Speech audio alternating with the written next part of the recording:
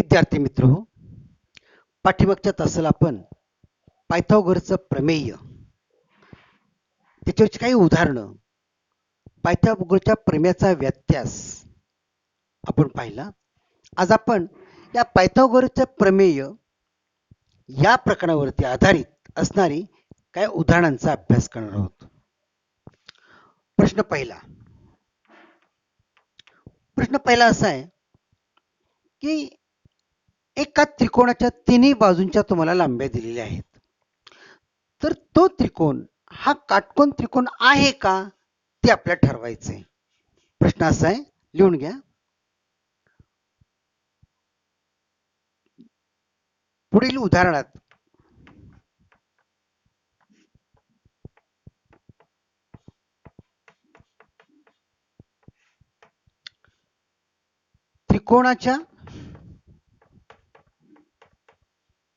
त्रिकोणाच्या तिन्ही बाजूंची लांबी दिली आहे.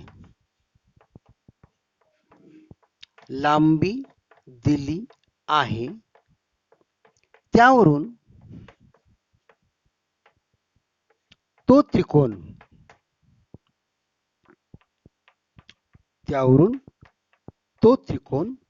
काटकोन त्रिकोण आहे का?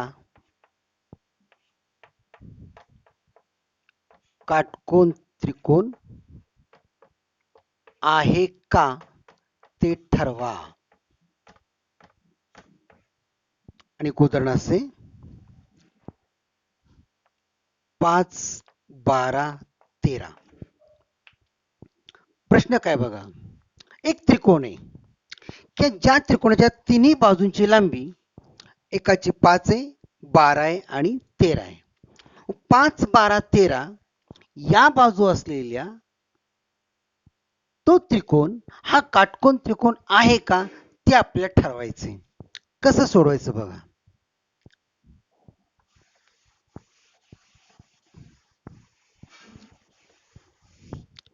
एक त्रिकोण आहे की ज्याच्या बाजूंच्या लांब्या अशा आहेत 5, 12, 13.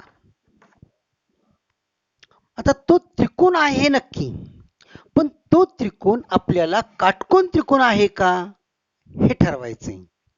आपण त्या त्रिकोणाला एक नाव देऊया. समजा त्या त्रिकोणाचं नाव ठेवलं आपण त्रिकोण एबीसी. काय नाव ठेवलं? त्या त्रिकोणाचं नाव आहे त्रिकोण एबीसी. आणि या त्रिकोण एबीसी मधल्या ज्या तीन बाजू आहेत, बाजू एबी, बाजू बीसी आणि बाजू एसी, यांची लांबी अनुक्रमे आपण स्मॉल अक्षराने दाखवूया. म्हणजे त्या त्रिकोणाच्या ज्या तिन्ही बाजू आहेत की जी लांबी 5 आहे, 12 आहे, 13 आहे, त्या लांबी आपण स्मॉल अक्षराने दाखवूया. म्हणून समजा ए बरोबर आपण 5 घेऊ, बी बरोबर 12 असेल आणि सी बरोबर 13 असेल. ए म्हणजे काय? बाजू बीसीच्या समोरची लांबी ही आपण स्मॉल ने दाखवूया, ती 5 असेल. बी याचा अर्थ बाजू एसीच्या समोरची बाजू आपण स्मॉल बी ने दाखवूया, तिची लांबी 12 सेंटीमीटर आहे. आणि एबीच्या समोरची लांबी आपण स्मॉल सी ने दाखवलेली आणि त्याची लांबी 13 सेंटीमीटर आहे. मग अशा जर त्या त्रिकोणाच्या बाजूंची जर लांबी असतील तर तो त्रिकोण हा काटकोन त्रिकोण आहे का ते आपल्याला ठरवायचंय. कसं ठरवायचं? या तिघांच्या मध्ये मोठं कोण आहे? कोणत्या बाजूची लांबी जास्त आहे? तर इथं 5 आहे, इथं 12 आहे, इथं 13 आहे. म्हणजे सी बरोबर 13 ही सर्वात मोठी लांबी आहे. मग त्या सी चा वर्ग करून घ्या. सी वर्ग बरोबर 13 चा वर्ग. किती येतो 13 चा वर्ग? 169. एका बाजूचा वर्ग केला तर 169 आला. आता उरलेले ज्या दोन बाजू आहेत, बाजू ए म्हणजे ए ची लांबी 5 असणारी बाजू आणि ज्या बाजूची लांबी 12 सेंटीमीटर आहे किंवा 12 एकक आहे ती बाजू, या दोन्ही वर्गांची बेरीज काय येईल? म्हणजे ए वर्ग अधिक बी वर्ग बरोबर ए म्हणजे 5चा वर्ग अधिक बी म्हणजे 12चा वर्ग. किती आली किंमत याची बघा. 5चा वर्ग आला 25 आणि 12चा वर्ग आला 144. म्हणजेच किती आलं.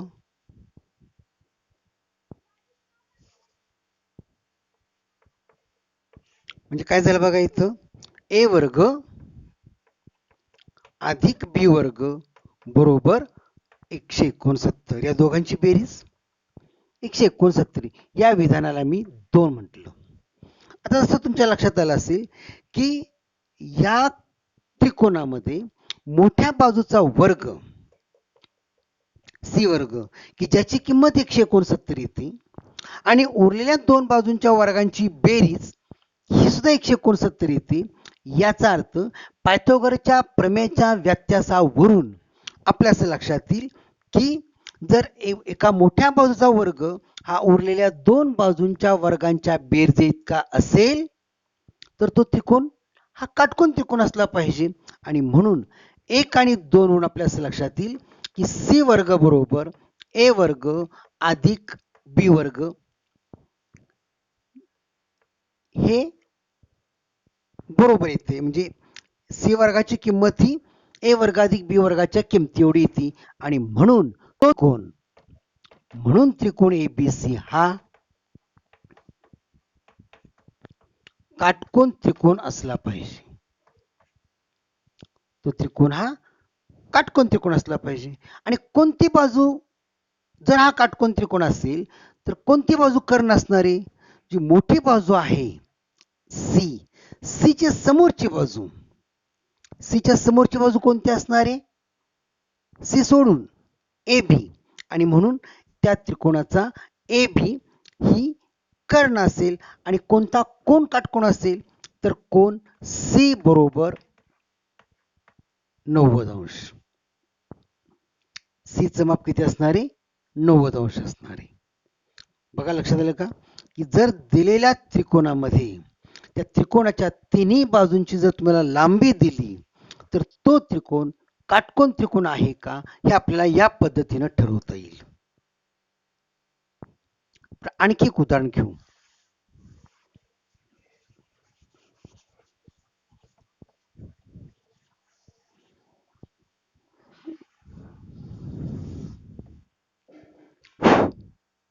चार 9 12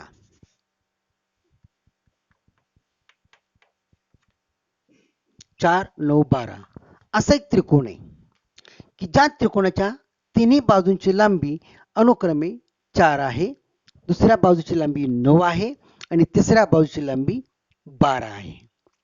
आता तो त्रिकोण कोणता आहे हे आपल्याला माहित नाही. बरोबर. आता प्रश्न असा आहे की त्या त्रिकोणाच्या तिन्ही बाजूंची लांबी तुम्हाला दिलेली आहे आणि मग अशा तिन्ही बाजूंची लांबी असणारा त्रिकोण हा फक्त काटकोन त्रिकोण आहे का याचीच आपल्याला फक्त पडताळणी करायची. काय करायचं. त्या त्रिकोणाला आपण काहीतरी नाव देऊया. समजा तो त्रिकोण आपण PQR ठेवला. त्रिकोण PQR. आकृतीची गरज नाही, लक्षात घ्या. समजा तो त्रिकोण PQR आहे. आता या त्रिकोण PQR मध्ये तीन बाजू असणार आहेत. बाजू PQ, बाजू QR आणि बाजू PR. हा समजा त्रिकोण असेल PQR. बाजू PQ, बाजू QR आणि बाजू PR. गणितामध्ये एक संकेत आहे की हा जर कोण Q असेल तर Q च्या समोरची बाजू PR, ह्या PR ची लांबी नेहमी स्मॉल q ने दाखवायची. हा जर कोण Q असेल तर Q कोणासमोरच्या बाजूची लांबी स्मॉल q ने दाखवा. कोण P च्या समोरची बाजू QR ह्याची लांबी स्मॉल p ने दाखवण्याचा संकेत आहे. आणि कोण R कोणासमोरची बाजू PQ या PQ ची लांबी स्मॉल r ने दाखवूया. असा एक नियम आहे.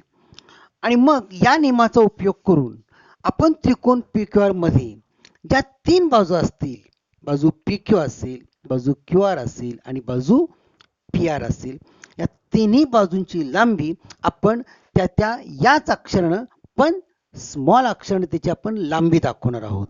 काय येईल बघा. स्मॉल पी बरोबर समजा 4 घेतलं, 4 एकक आहे.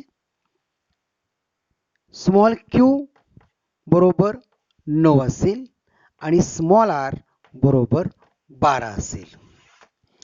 ह्या काय दाखवतात? हे स्मॉल पी याचा अर्थ क्यू आर ची लांबी. क्यू आर ची लांबी 4 एकक. इथे क्यू आलेलं आहे म्हणजे ही क्यू कोणाची लांबी आहे? P R. पी आर ची लांबी 9 आहे आणि पी क्यू ची लांबी 12 एकक आहे. असा हा त्रिकोण आहे की ज्या त्रिकोणाच्या तिन्ही बाजूंच्या लांब्या या पद्धतीने दिलेल्या आहेत. मग अशा लांबी असणारा त्रिकोण हा काटकोन त्रिकोण आहे का? त्याची आपल्याला पडताळणी करायची. काय करायचे? या तिन्हीच्या मध्ये सर्वात मोठी बाजू कुठली आहे? तर 12 सेंटीमीटर किंवा 12 एकक असणारी ही सर्वात मोठी बाजू असणार. म्हणजे पहिल्यांदा या मोठ्या बाजूचा वर्ग करून घ्या. काय वर्ग? म्हणून आर चा वर्ग बरोबर 12 चा वर्ग तो आला 144. या विधानाला मी 1 म्हटलं. म्हणजे मोठ्या बाजूचा वर्ग 144 आला. आता उरल्या दोन बाजू कुठल्या आहेत? तर पी आणि क्यू. या दोन्ही बाजूंच्या वर्गांची बेरीज ती किती येईल? मग पी वर्ग अधिक क्यू वर्ग बरोबर पी 4. 4 चा वर्ग आणि क्यू 9 चा वर्ग. किती आले हे? 4 चा वर्ग आला 16, 9 चा वर्ग आला 81. दोघांची बेरीज किती आली? 6 1 7, 8 1 9. म्हणजे पी वर्ग अधिक क्यू वर्गाची किंमत किती आली? 97 आली. आणि मोठ्या बाजूचा वर्ग किती आलेला आहे? 144 आलेला आहे. म्हणजे या मोठ्या बाजूचा वर्ग हा उरलेल्या दोन बाजूंच्या वर्गांच्या बेरजे इतका जुळत नाही, समान येत नाही. म्हणून मला कसं सांगता येईल की आर वर्ग आणि पी वर्ग अधिक क्यू वर्ग या दोघांची बेरीज समान येत नाही. आणि म्हणून अशा बाजू असणारा त्रिकोण हा काटकोन त्रिकोण असणार नाही. आणि म्हणून त्रिकोण पी क्यू आर हा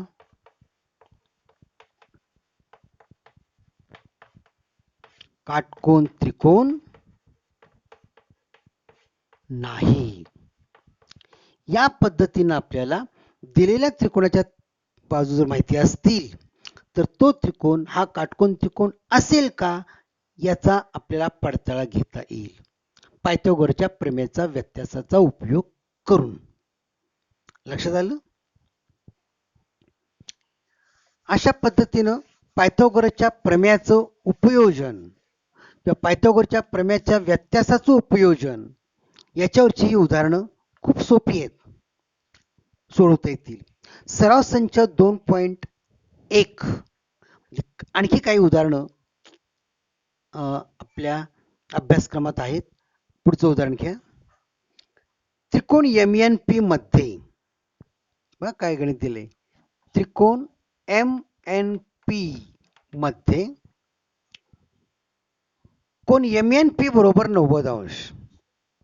कोण MNP बरोबर 90 अंश. रेख NQ हा लंब आहे रेख MP वर काढलेला. NQ हा रेख MP वर काढलेला लंब आहे. MQ बरोबर 9.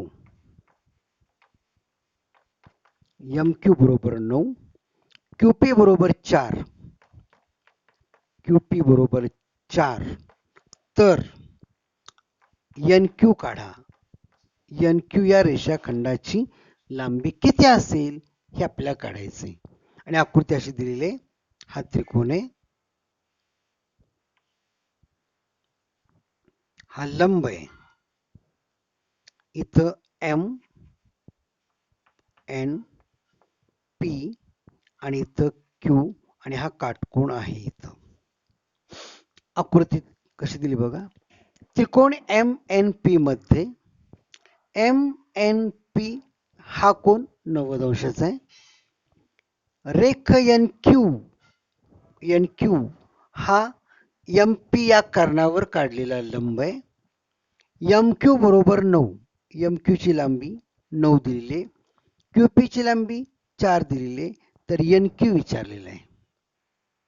एन क्यू या रेषाखंडाची लांबी मला काढायची. एम क्यू हे 9 आहे आणि क्यू पी हे 4 आहे. याच्या आधी आपण एक प्रमेय पाहिलं बघा की काटकोन काटकोनातून कर्णावर काढलेला हा जो लंब आहे कोणता एन क्यू, हा लंब या कर्णाचे 2 भागात विभाजन करतो, एम क्यू आणि क्यू पी. असं जर असेल तर हा एन क्यू हा शिरोलंब हा या दोघांचा भूमितीमध्ये असतो. भूमितीमध्ये असतो याचा अर्थ एन क्यू चा वर्ग हा एम क्यू आणि क्यू पी या दोघांच्या गुणाकारा एवढा असतो. असं आपण याच्या आधी उपप्रमेय छोटंसं पाहिलेलं आहे. मग असं जर असेल तर आपल्याला काय लिहिता येईल बघा की त्रिकोण एम एन पी या काटकोन त्रिकोणात कोण एन बरोबर 90 अंश हे तुम्हाला दिलेले आहे. आणखी काय दिले, रेख एन क्यू हा लंब आहे कुठं कर्ण एम पी वर काढलेला लंब आहे. असं जर चित्र असेल तर हा एन क्यू हा या दोघांचा भूमितीमध्ये असतो आणि मग भूमितीमध्याच्या प्रमेयानुसार किंवा सूत्रानुसार एन क्यू चा वर्ग बरोबर एम क्यू गुणिले पी क्यू, नाही का. एन क्यू चा वर्ग बरोबर एम क्यू गुणिले पी क्यू आणि टाका किमती. मग एन क्यू आपल्या काढायचं आहे, ह्याची किंमत मला माहित नाही. एम क्यू 9 गुणिले पी क्यू 4, 9 गुणिले 4 36, म्हणजेच एन क्यू वर्गाची किंमत 36 आली.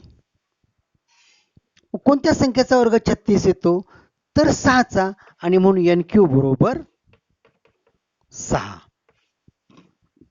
एन क्यूची किंमत किती असली पाहिजे 6 असली पाहिजे, म्हणजे एन क्यू बरोबर 6 एकक.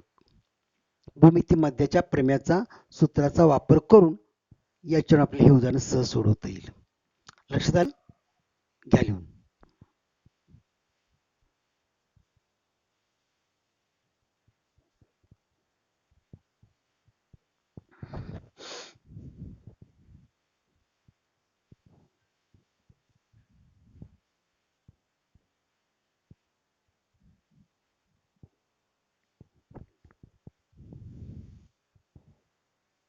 झालं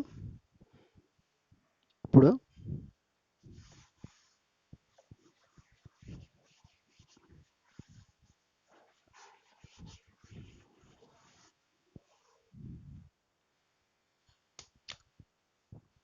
पुढचा प्रश्न घ्या. एक आकृती दिलेली आहे.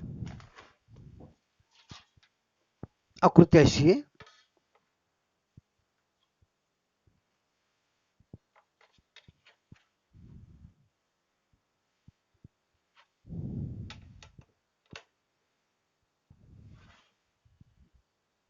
हा एक काटकोन त्रिकोण दिलाय. या काटकोन त्रिकोणाचं नाव पी एस आर. इथं पी एस आर आणि कोण एस हा काटकोन आहे. हे 6 आहे आणि या कोणाचं माप 30 अंश आहे. आणि प्रश्न असा आहे की आकृतीत दिलेल्या माहितीवरून आरपी आणि पीएच ची किंमत काढा. आरपी आकृतीत दिलेल्या माहितीवरून आकृतीत दिलेल्या माहितीवरून आरपी व पीएस ची किंमत ठरवा.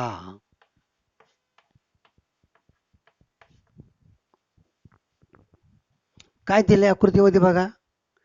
पी एस आर हा काटकोन त्रिकोण आहे की ज्यामध्ये कोण एस बरोबर 90 अंश आहे, कोण पी 30 अंशाचा आहे आणि कोण आरचं माप किती असेल हो? मग हा 90 आहे, हा 30 आहे, म्हणजे उरलेला कोण आर हा 60 अंशाचा असणार आहे. कोण आर हा जर 60 अंशाचा असेल किंवा आहेच तर त्रिकोण पी एस आर या त्रिकोणाला आपण 30-60-90 चा त्रिकोण असं म्हणतो. काय म्हणायचं याला? 30-60-90 चा त्रिकोण. आणि या 30-60-90 च्या त्रिकोणामध्ये एक बाजू तुम्हाला दिलेली आहे. कोणती? P R S. R S ची लांबी दिलेली आहे 6 की जी 30 अंशा कोणासमोरची बाजू आहे. आणि मग 30-60-90 च्या प्रमेयाचा उपयोग करून हे उदाहरण आपल्याला सहज सोडवता येईल. हे जर 6 असेल की जी 30 अंशा कोणासमोरची बाजू जर ही 6 असेल तर 30 अंशा कोणासमोरची बाजू ही कर्णाच्या म्हणजे पी आर च्या निमपट असायला हवी. मग हे जर 6 असेल तर कर्ण किती असला पाहिजे? 12 असेल. कर्ण 12 येईल. आता हा कोण किती अंशाचा आहे? 60 अंशाचा आहे. मग 60 अंशा कोणासमोरची बाजू पी एस ही कर्णाच्या वर्गमुळात 3/2 पट असते. या गुणधर्माचा उपयोग करून आपल्याला या उरल्या या त्रिकोणाच्या आरपी आणि पीएच ची लांबी सहज ठरवता येईल. लक्षात आलं? लिहायचं कसं गणित? त्रिकोण पी एस आर मध्ये कोण एस बरोबर 90 अंश दिलेलंच आहे. कोण पी बरोबर 30 अंश आणि म्हणून कोण आर बरोबर 60 अंश. या दोन कोणांची माप तुम्हाला दिलेली आहेत म्हणून कोण आरचं माप किती असणार आहे? 60 अंश. आता त्रिकोणाच्या तिन्ही कोणांची माप या पद्धतीने आहेत. एकाचं 30 आहे, एकाचं 60 आहे, एकाचं 90 आहे. म्हणजे हा त्रिकोण कसा झाला? 30-60-90 चा त्रिकोण झाला नाही का? आणि मग 30-60-90 चा त्रिकोण झाला असेल तर त्या नियमाचा वापर करून 30-60-90 च्या प्रमेयाचा उपयोग करून 30 अंश कोणासमोरची बाजू म्हणजे कोणती? R S. मग आर एस कशी असायला हवी? आर एस बरोबर निमपट. निमपट म्हणजेच 1/2 पट. कुणाच्या? पी आर च्या. पी आर च्या. आर एस तुम्हाला माहिती आहे किती आहे?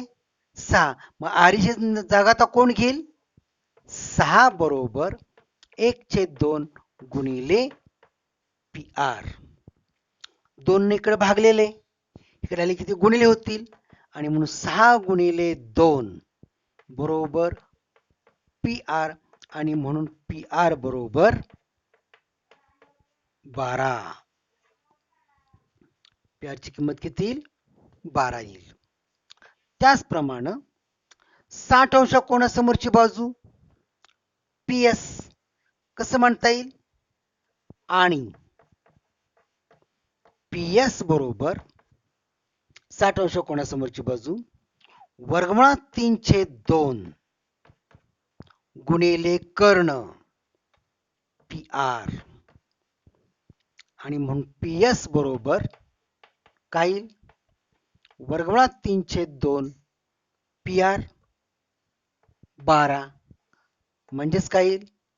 बे के बे बेसक 12 6 वर्गमुळात 3 म्हणजे पी एस बरोबर किती येईल? 6 गुणिले कर्निस्थ 3. या पद्धतीनं वेगळ्या प्रमेयांचा उपयोग करून आपल्याला ही उदाहरणं सोडवता येतील. ठीक आहे. अशा पद्धतीनं तुमच्या पुस्तकातला सराव संच 2.1 यातल्या उदाहरणं सोडवायचा प्रयत्न करा. उर्वरित उदाहरणं आपण पुढच्या तासाला घेणार आहे. लक्षात आलं? धन्यवाद.